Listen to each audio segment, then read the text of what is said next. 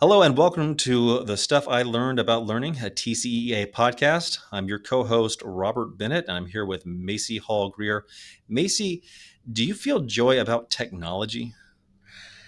I feel like I should say an automatic yes. We work in the ed tech industry and I love my job. I love what we do, but it is hard to stay joyful some days when you're stuck writing an email or writing a blog. In my case, that's a lot of what I do, and it's easy to lose that joy.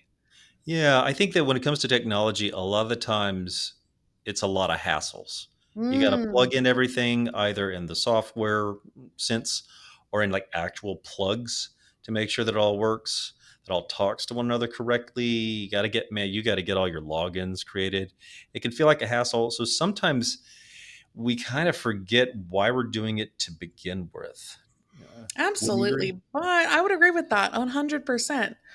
But that is why we are so lucky to have our guest of the day today. We're joined by Brandy Hawthorne, who is from Hudson ISD. She teaches third grade currently, but has been all over the place from kindergarten to fifth grade and has even been a GT teacher for a little while. Brandy is an expert, might I say, at bringing joy into the classroom and integrating tech in not very scary ways, which is truly, truly a skill. Brandy, thank you so much for joining us. I'm so happy to be here. Thank y'all for thinking about me and can't wait to have this conversation with y'all. You sound like you have such a varied background from preschool director to classroom teacher and beyond. How has that shaped the way you approach interacting with your students today? I think that my early childhood background really shapes a lot of what I do in the classroom, especially for third grade teachers and beyond, because I think I come at an approach of the whole child and Mm, that the developmental stages that children have. And so I bring a lot of awareness to the fact that students have different needs and they have different learning styles and modalities. And so I try to hit all of those within my lesson. I'm also older, so that Madeline Hunter was a lesson plan cycle many, many, many decades ago, but it is still core to a lot of the things that I do. Whereas we want to get the kids excited about what they're learning, so I try to always have something really strong to get their curiosity piqued and make them start thinking and asking questions. To get them excited about that. And then I like to have of engaging different types of activities to engage their senses, whether it's auditory, visual, kinesthetic, communication, all of those.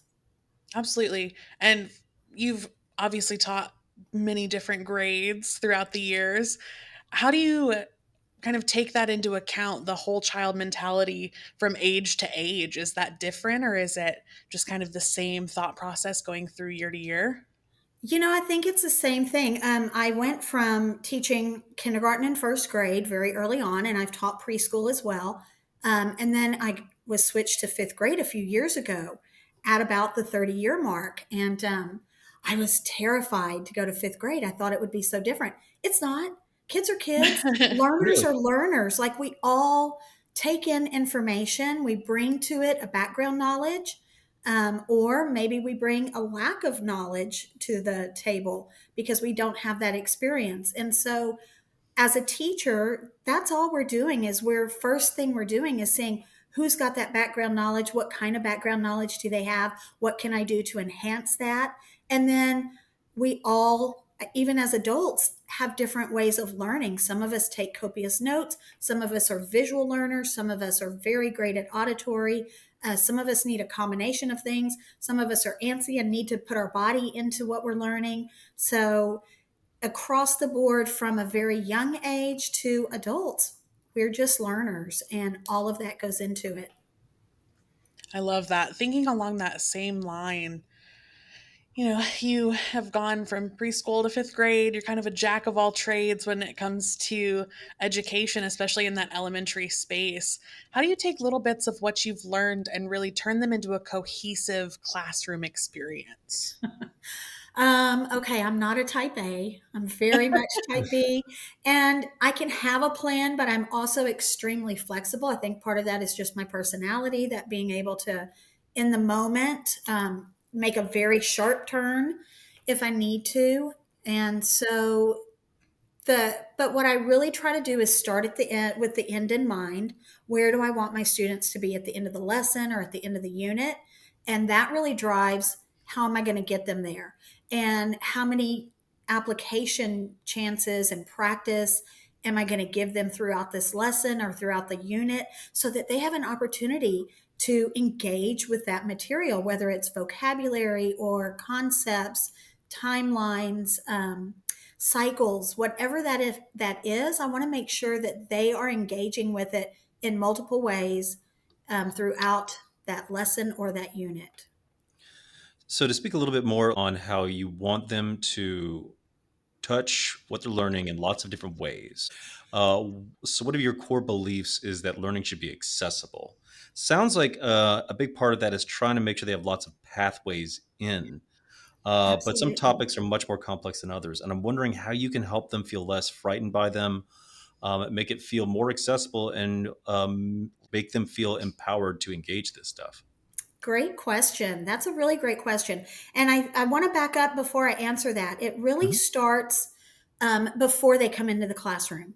Mm. I strongly believe that we have to first lead with joy, and that's leading from the heart, I think. And we have to build those relationships with our students. And more and more and more, we're seeing that in research, how Mhm. important it is those relationships are between students and teachers. And when we think back about our own learning, we all can remember that teacher that made us feel good versus the teacher whose class we dreaded going to. And when we felt better about going to that class, we were more excited. We didn't want to miss the class. We were motivated to work hard. So I think it starts in the hallway, outside the door. That's where we get to know our kids, because we get to see their face. We get to assess, how are they feeling today? Mhm. Are they looking tired?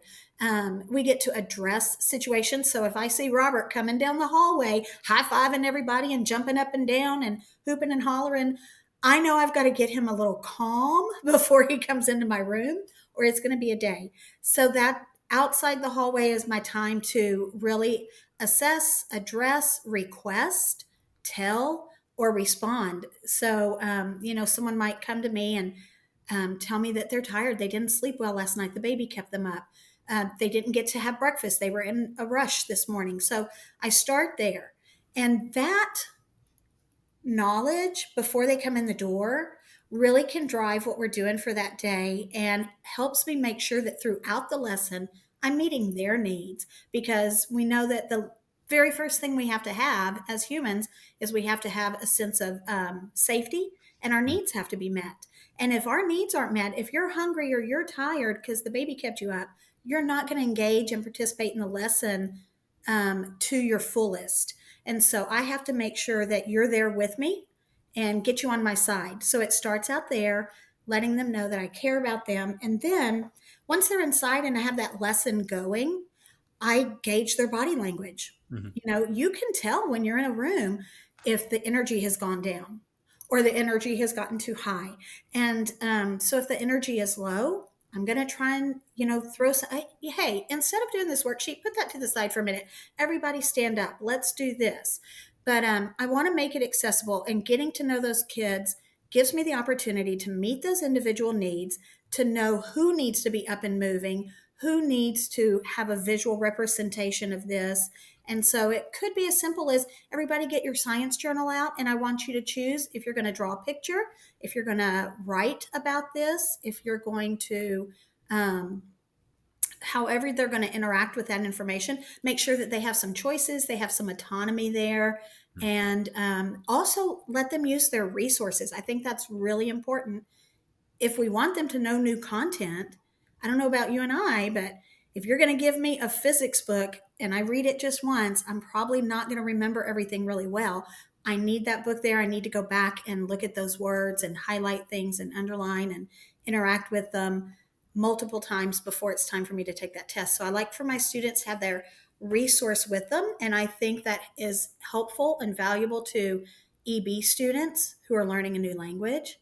Mhm. If the resource is there and we're playing a game like Scoot, they have the opportunity to have that spelling word or that vocabulary word right there in front of them.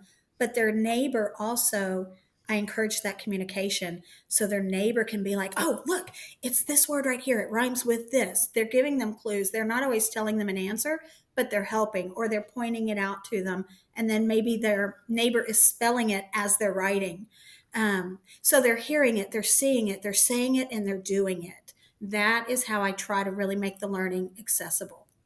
I love that. That's I really want to highlight, Robert, before we move on, there was a little bit in there, Brandy, that you were talking about being aware of what those students need in that moment and being flexible in the lesson plan. I just mhm. want to highlight what a wonderful opportunity for easily differentiated learning that is.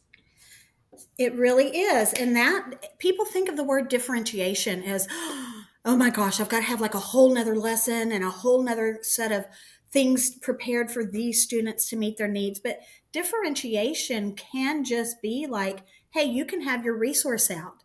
And so my student who catches on really quickly and saw the word one time with the definition and we said it out loud and they've got it, they don't need that resource, but it's there if they do need it. And then it's also there for that student who absolutely 100% does need it. So nobody feels like, oh, I'm the only one that has my material out. Everyone's looking at me because I don't know the answer. It's giving them that sense of, hey, it's okay for me to look at this. I tell a resource is there for a reason. It's called a resource because it's the place we go to find help. Mm, And whether you need to use it or not, it's there. But differentiation can be that simple. It can be questioning. So when we're, even if we're doing a competitive game where there are two people from a team are going up to a board, one person from one team, one from another, I want to make sure I don't pair up a super high learner with a super low learner. Mhm. um, and I really work hard to make those pairings happen, the correct pairings. Or if that does happen, I can change the questioning so that I can kind of give my student who maybe feels a little weaker in that area a more of a fighting chance. Or the rules are always such that even if the other person gets the answer, guess what? You still get to do something for your team to earn points and get that answer too, so that nobody feels left out. I love that. Yeah, that is so different than when I was a kid in school back in, the Stone Age, which was it felt like the teachers were there to produce an obstacle for you to be like, let's see you get past this one. And there was very a strict path towards success. And it's really great to hear that there's lots of different ways for lots of different kids to engage with all the content and find a pathway to win. That's really great. I'm curious though, how do you tap into creativity or curiosity in your classroom, Ooh. especially with your GT kids? I love that. It doesn't matter if they're GT or not. Hmm. You put up a really interesting picture for them to look at, or you pose a really cool quote or question, and everybody gets excited. It could be a meme. It could be when I taught maths. I remember one day I was going down the road and I saw this truck in front of me with PVC pipes, and they were just a huge pile of them, and they were shaped very irregularly. And I took a picture of it, and that was the intro to our math lesson on down the line. And I will usually say two things: what do you notice? What do you wonder?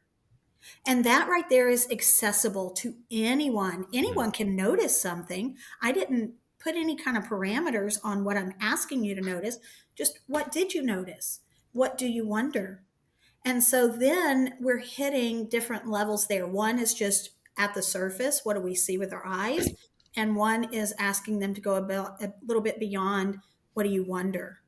So for that GT kid, they might be wondering, oh, how do all these systems fit together?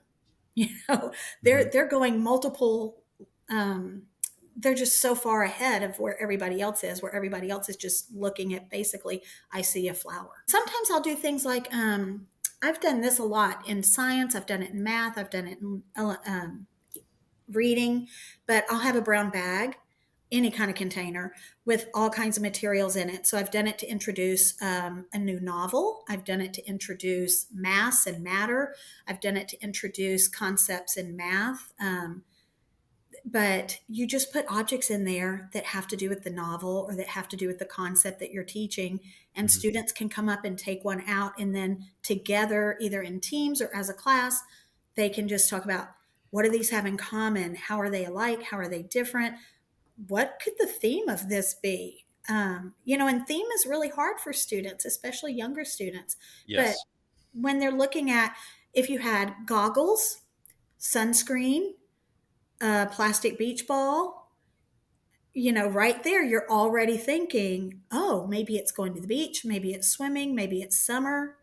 So you're getting all these different answers in there in a very simple way, but everybody wants to engage with that. Yeah, that's great. Like I find that it is very tough for kids to sort of tap into the abstract level of lots of things, especially stories.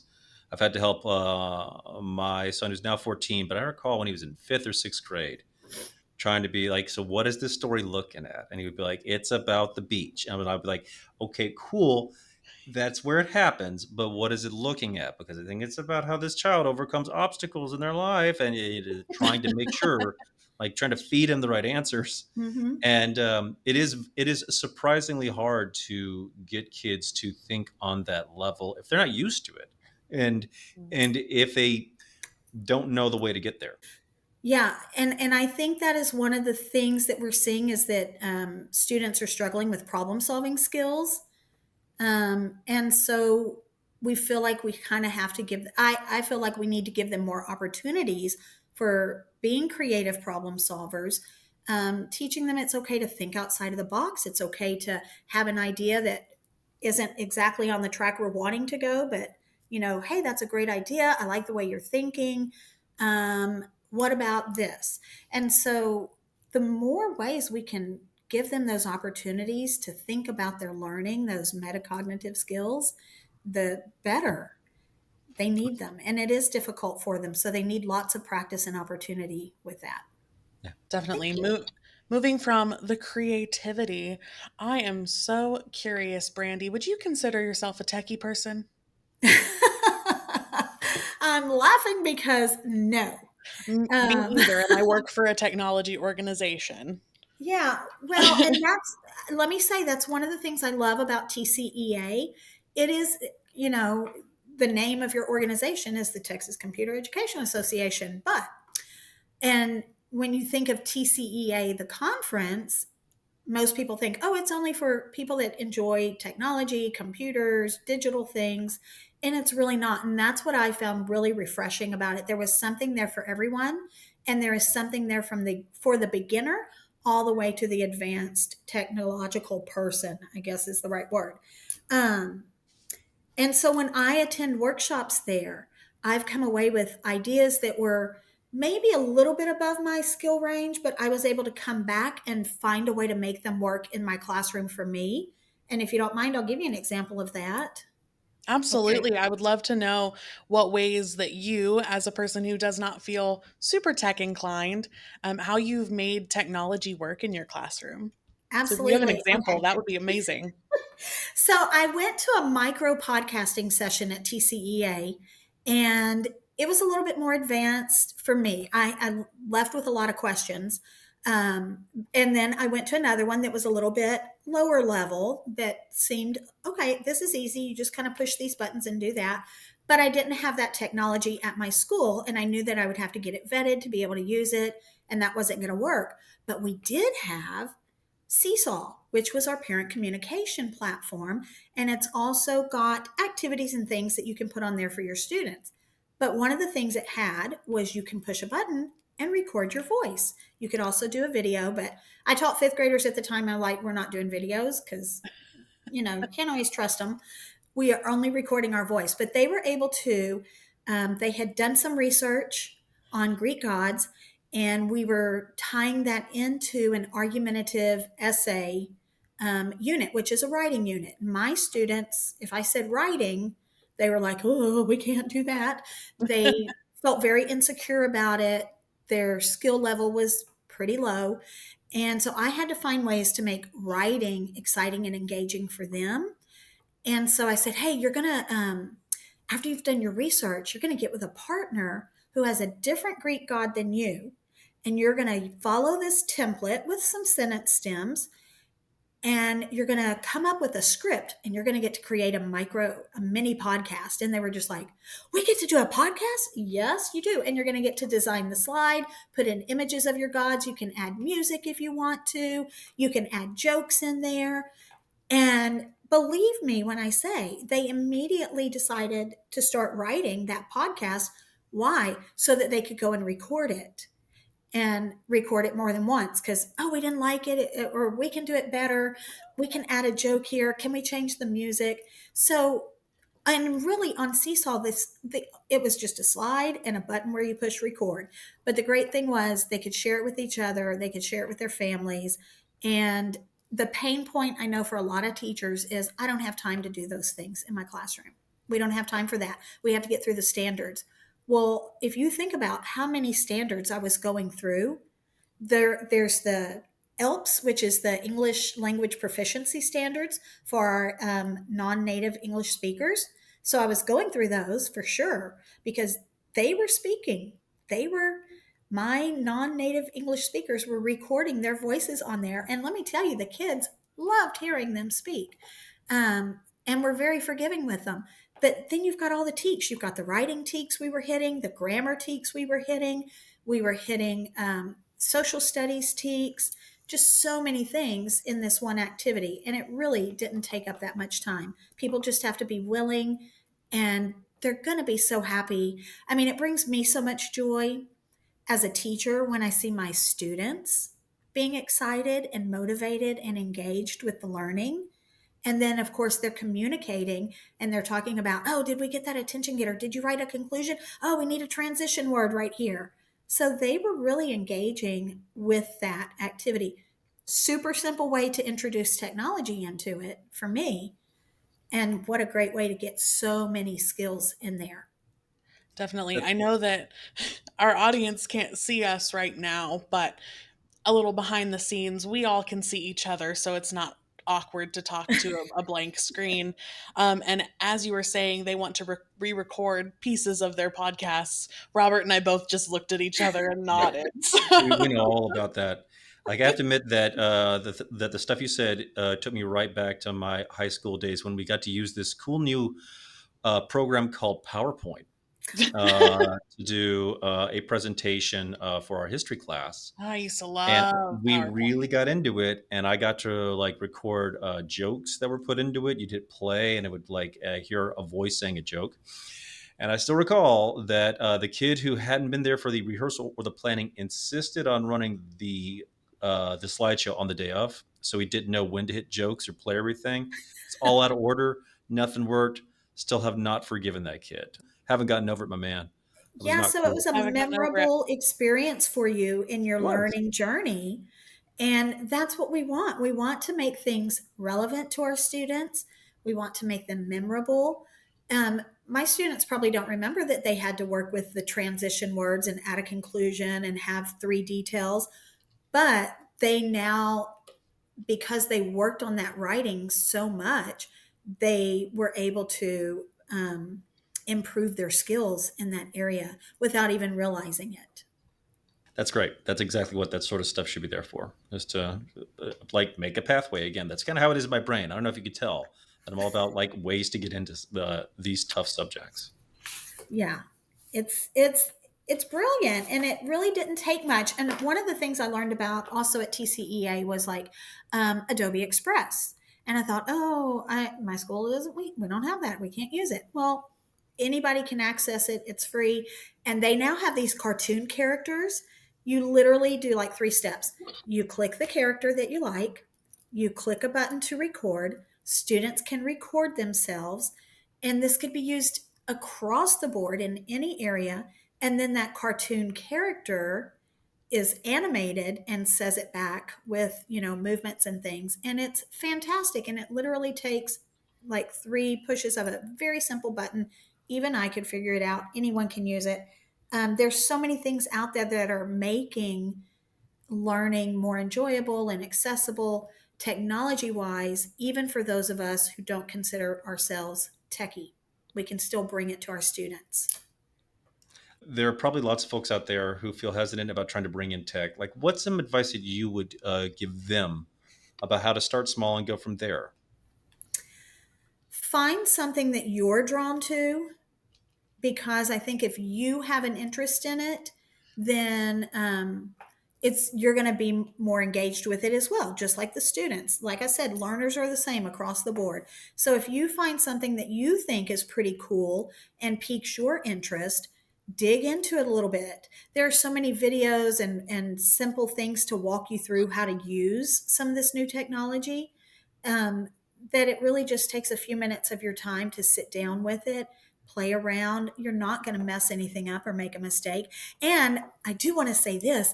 I love this. I tell my kids all the time, like, y'all, I'm going to make mistakes in my classroom. And that is one of the things I work hard on, building a community where we feel safe enough to make mistakes. And I let them call me when I make a mistake. Y'all are going to see me make a mistake every day. I do it all the time. And to be okay with that in front of them, to let them know that's all right. And a lot of times I have to ask them for help. I'm over there, I can't get this to work. And someone's like, I'm like, who's my expert? Who can come and help me? And they want to come and help. And then I can say, okay, great. If you're struggling, these people are the experts. And they love that. They love being that technology expert, being going over and sharing. And it may be that they just learned it 5 minutes ago from me, and then they were able to figure something new out at a new step that I didn't have.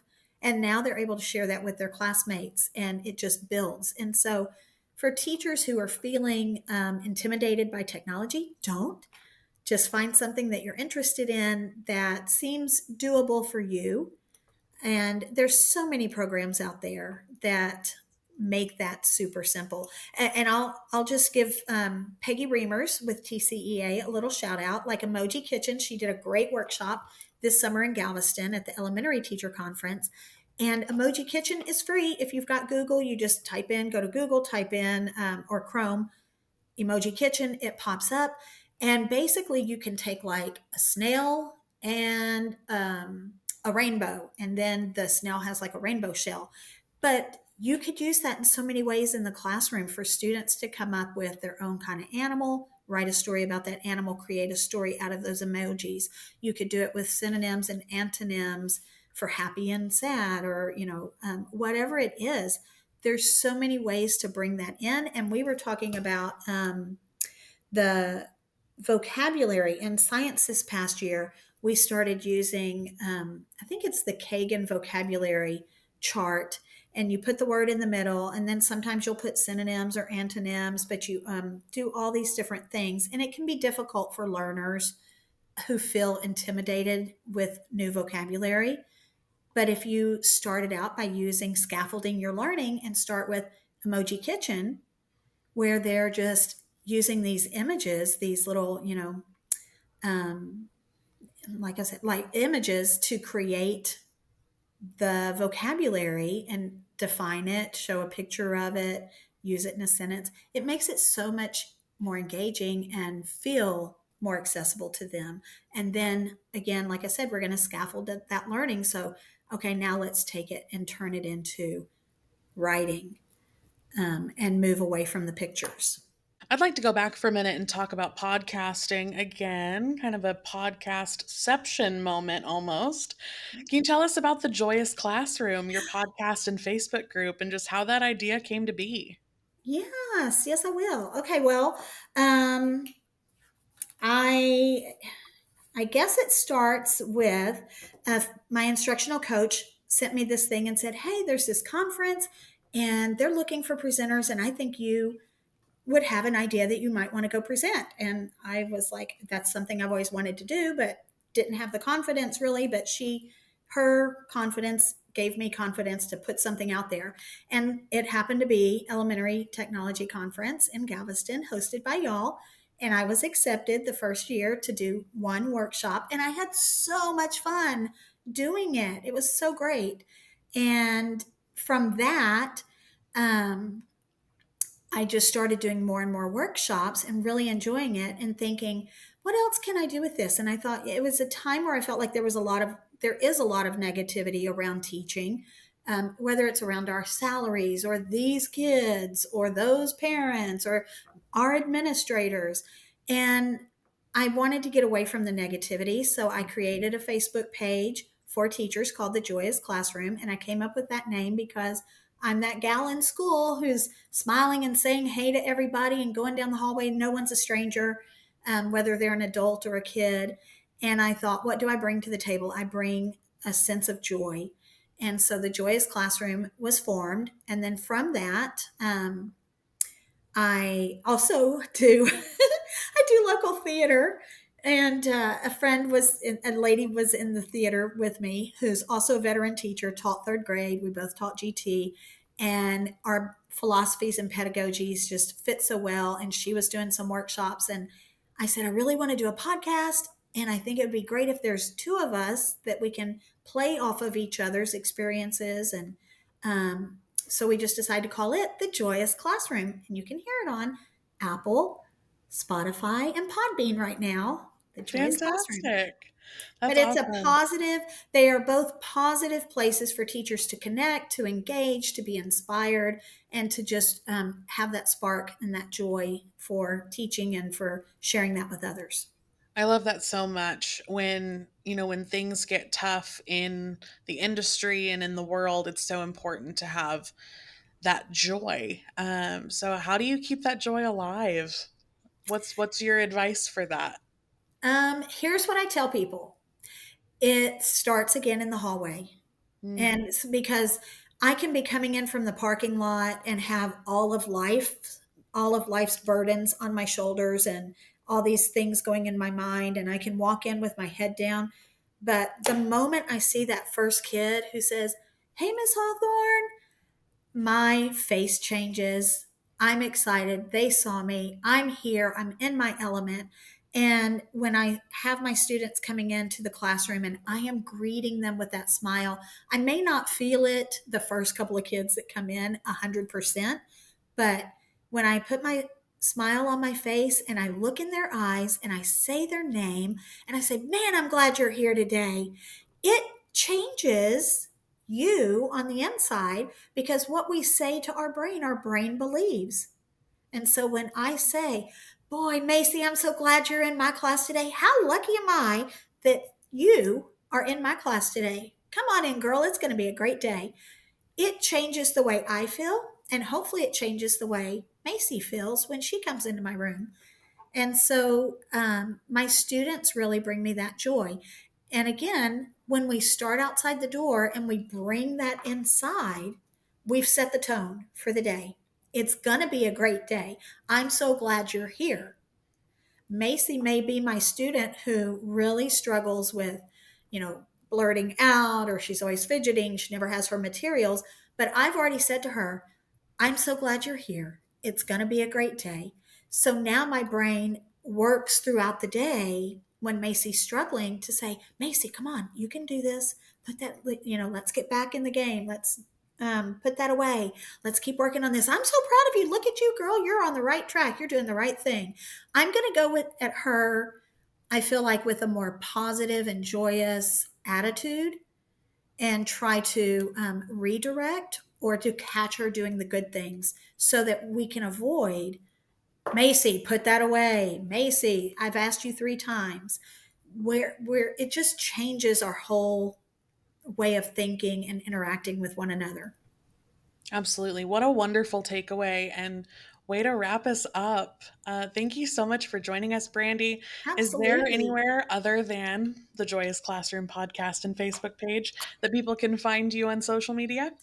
I'm also on Instagram under the same name. Now, I'm not a big Instagram girl. I told you I'm not super technology, the digital social media world, but every now and then the Instagram, posts something as well.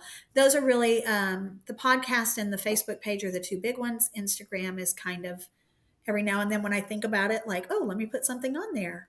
But and then I'm out there in the world sharing all of this with other teachers at workshops around our state and around our region. And I just love doing that. Well, I will tell you one place you can find Brandy if you're interested in learning more. Brandy will be a presenter this year at our TCEA convention and exposition. If you're curious about sessions, go ahead and check the show notes. We will get those updated for you so you know exactly when and where to find her. Yay, I'm so excited. Let me just say it will be my third year at the big Mhm. conference. And I'm so excited. I just had my third year in Galveston at ETC Awesome. and just love it. It is the best conference. And if people haven't gone, I highly encourage them going because there's so much to choose from and so many different opportunities for learning to take place there. Awesome. Thank you, Brandy. Thank y'all.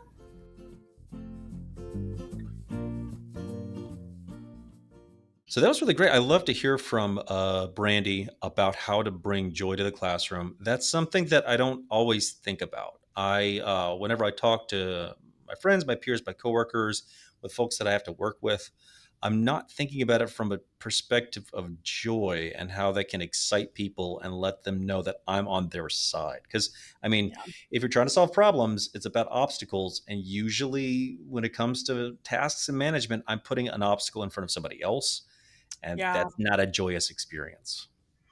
It feels like we can get stuck in the weeds a little bit Mhm. as adults for sure. I think my key takeaway was definitely what did you notice and what did you wonder? How magical is that?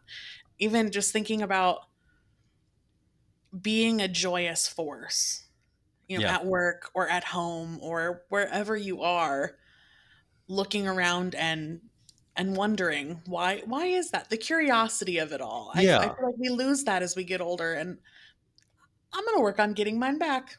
Yeah, I think that to be curious is also to be joyous in a certain way. You have to I be agree. outgoing and excited to be curious. And I think that we forget that very easily. Like Mhm, we think that being curious is a product of being smart or some mhm. inherent, like, you got the right kind of brain there, kid. And I don't think that that's how it is. I think it is an enthusiasm for just being alive and being in the world.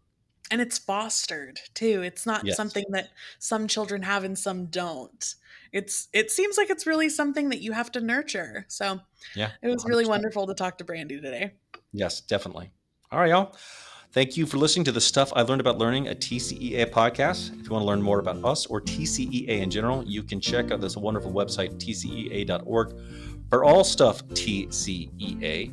And if you'd like to reach out to us directly or to sign yourself up or someone else as a podcast guest, please reach out to Robert Bennett, that's me, at rbennett@tcea.org. That's two N's, two T's, folks. Don't forget it. In the meantime, keep learning.